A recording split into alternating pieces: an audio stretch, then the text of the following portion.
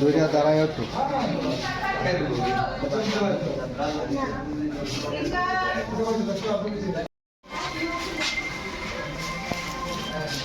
কয় জেলার সাথে কি বিতরণ করেছেন এবং কি উদ্দেশ্য করেছেন?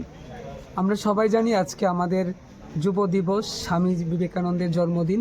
তো এই উপলক্ষে আমরা সারাদিনই বিভিন্ন সামাজিক কাজের সঙ্গে মাধ্যমে এই দিনটি পালন করেছি। আজকে সকালেই ছুটে যাই খোয়াইরই একটি প্রত্যন্ত এলাকা, যেখানে কার্গিল টিলা খোয়াই শহর থেকে বেশি দূর নয়।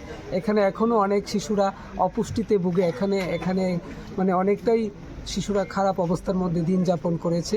তো সেখানে আমরা আজকে সকালেই চলে যাই এবং সেখানে বাচ্চাদের মধ্যে ব্রেড, পাউরুটি এবং কিছু বস্ত্র বিতরণ করি 50 জন বাচ্চার মধ্যে।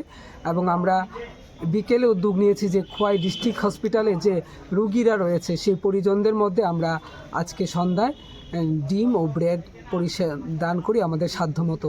স্বামীজি যেহেতু বলেছেন মানুষের মধ্যেই ভগবান রয়েছে আর মানুষের সেবা ঈশ্বরের সেবা, তাই আমি মনে করি আমাদের প্রত্যেক দিনই স্বামীজির জন্মদিন পালন করা উচিত, যাতে আমরা মানুষের সেবা করতে পারি, সমাজের সেবা করতে পারি।